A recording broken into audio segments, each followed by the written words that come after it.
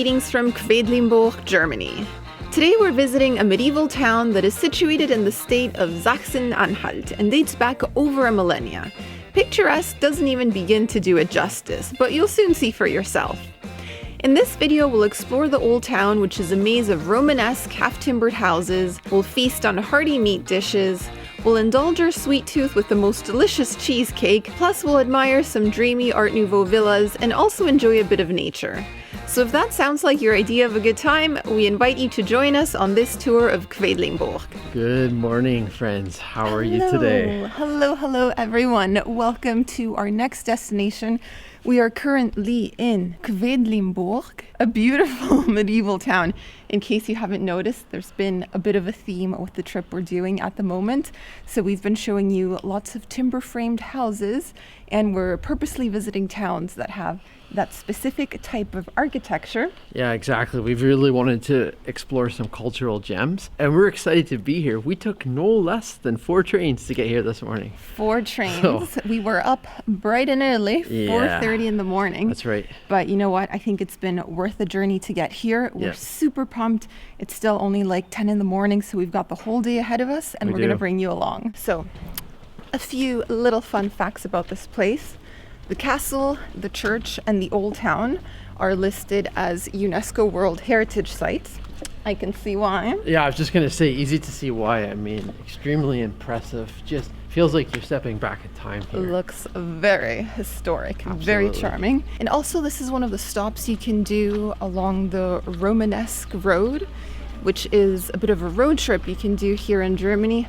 Obviously, we've been getting around by train, but if you wanted to, you could drive around and visit little Romanesque towns. I want to say that this morning, Sam was complimenting my hat, weren't you? Why are you wearing it again? Just kidding. Okay, today we had to be up at 4:30 in the morning in order to catch our 4 trains to get here. There was no time to wash my hair, and like no amount of dry shampoo was helping me. So this is kind of disguising a bit of a mess that's going on. But you like my hat, right? I do like your hat, and I'm loving this walk through the town so far. You know, this feels the most, I don't know how I can say it, but like authentic. Old part of a city that we've seen in a while. Yeah. You get a sense of you know, the age of the place. I mean, you know what I is mean? this, like our 3rd or 4th town that we're visiting with this type of architecture? And yeah, this one definitely feels the oldest, the most historic. And just the way that these tiny little roads, you know, they're not made it's for... a bit of a maze, to be honest. Yeah. But it's really cool. It's so cool so far.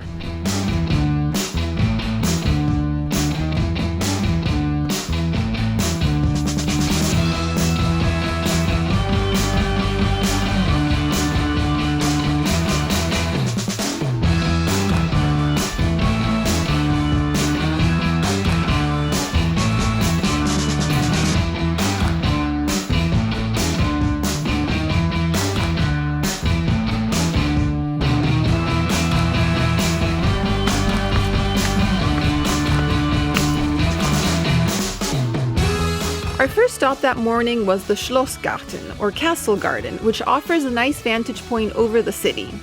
It's red rooftops and church steeples as far as the eye can see. The quintessential medieval town.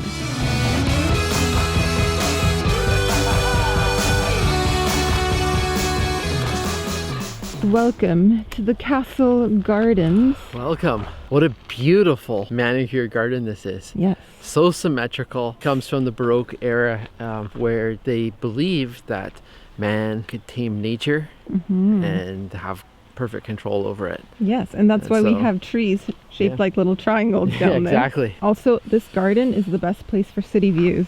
Oh my goodness, it sure is. I mean, you get the most incredible rooftop views, I feel. It's amazing how the town has kept its heritage over the years.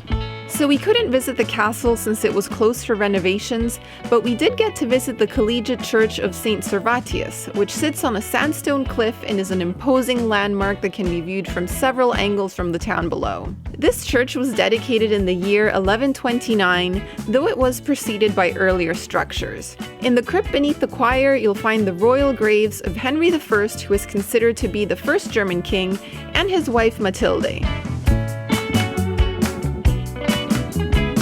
Okay, so we are making our way down the hill. Lots of steps all around. We visited the church and it is under restoration, as I mentioned earlier. So when you go in, there's actually a lot of scaffolding, so it's a little difficult to appreciate the architecture and the nave, but it will be completed in about 2 years' time from the time we're filming this.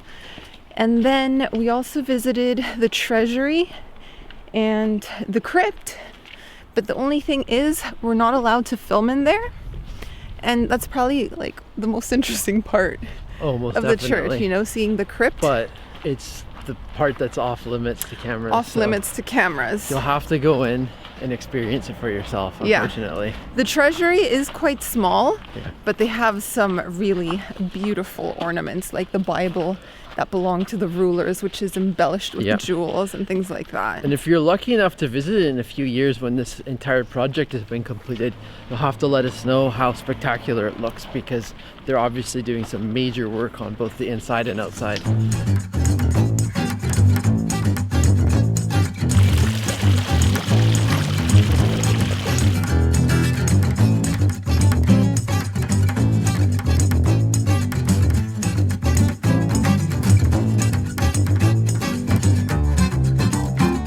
That morning, we ended up joining a guided walking tour around town to get a good lay of the land and also learn about the town's unique architecture.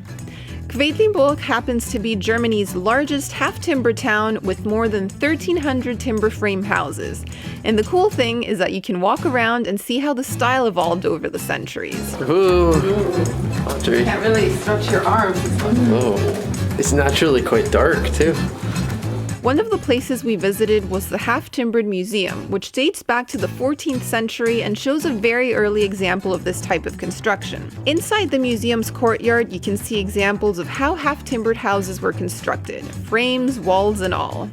We then continued our walk through town for more examples of how the half-timbered construction style evolved to have multiple protruding levels and more elaborate design elements. This town has seriously some of the most interesting architecture we've seen, so if you're into that sort of thing, it's well worth joining a guided tour because you learn about all the little details that would otherwise go unnoticed.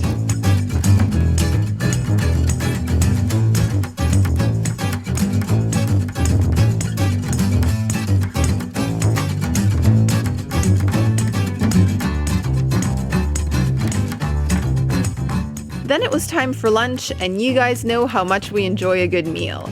We ended up eating at a restaurant in the market square where we were pleasantly surprised by the large portions and hearty cuisine. Alright guys, lunch time is here.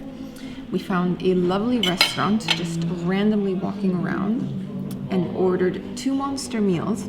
I got 3 pork medallions and a creamy mushroom sauce, and also some fried potatoes with bacon. This is a monster dish. This is like our main meal of the day, so. Tasty. So good. Yeah. Perfect meal for a cold day like today, seriously. And then the potatoes, and bacon, marvelous. Samuel. I don't know what I got myself into. I ordered the Bear's platter, and it's 3 big pieces of meat, giant thing of chicken. We've got pork, and we got beef. That's And what then- the bear eats. Yeah, that's all the bear eats, huh? And underneath, apparently the bear has a lot of beans as well, string beans, and bacon bits. Oh, that's a hungry bear. And then I have fried potatoes with onions and bacon bits as well.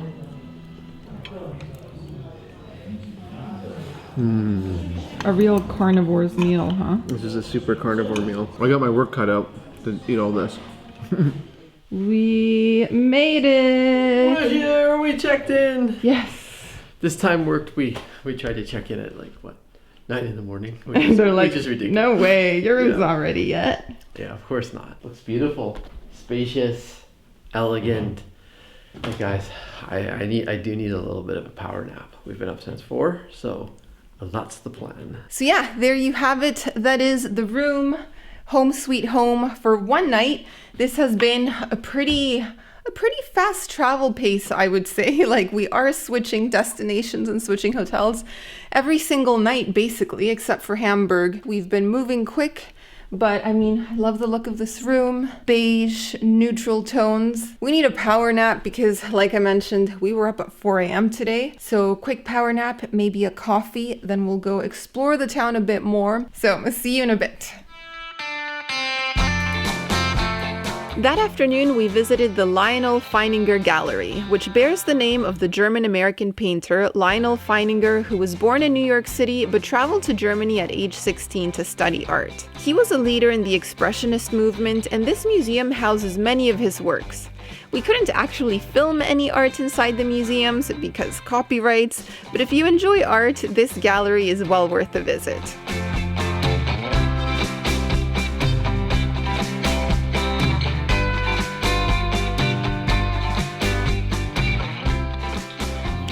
Oh, Audrey's favorite time. Tea time, or shall we say coffee time, since we were up at 4 a.m. today.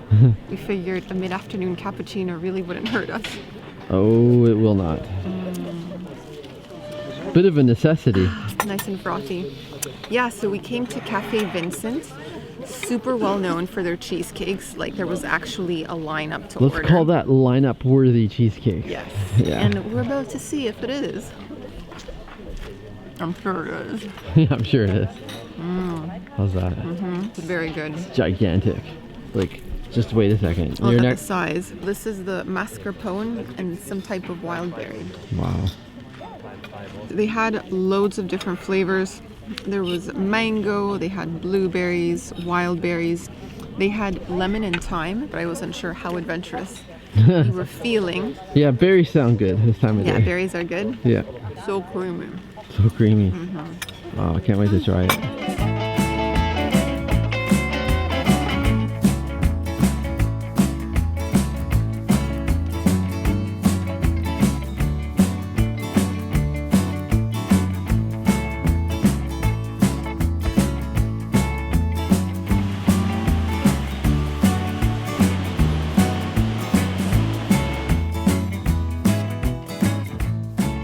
I would like to just point out that Sam nearly went head first into a river trying to Hey, get the shot we just showed. Silky smooth B-roll, the things you do.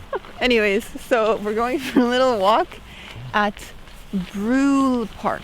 Brühl. So this park bears the name of my favorite German actor. Do you remember his name? Brühl.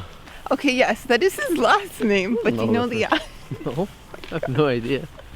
I have no idea. Daniel Brühl Daniel Brühl. from Goodbye Lenin. Ah. Have you watched that with No, me? we've meant to watch that together, but we just haven't found My time. favorite German film. If you haven't seen it, go watch it. It's a masterpiece. Anywho's, we're going around the park.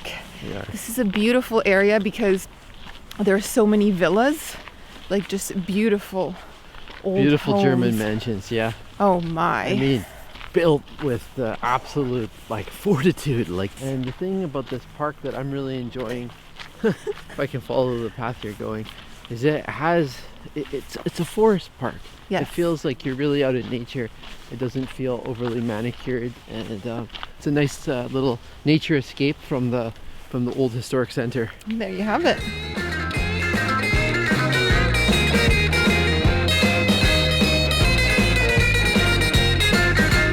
And that concludes our day visiting the medieval town of Quedlinburg. We hope you enjoyed all the half-timbered buildings, rooftop views, tasty meals, and everything else in between.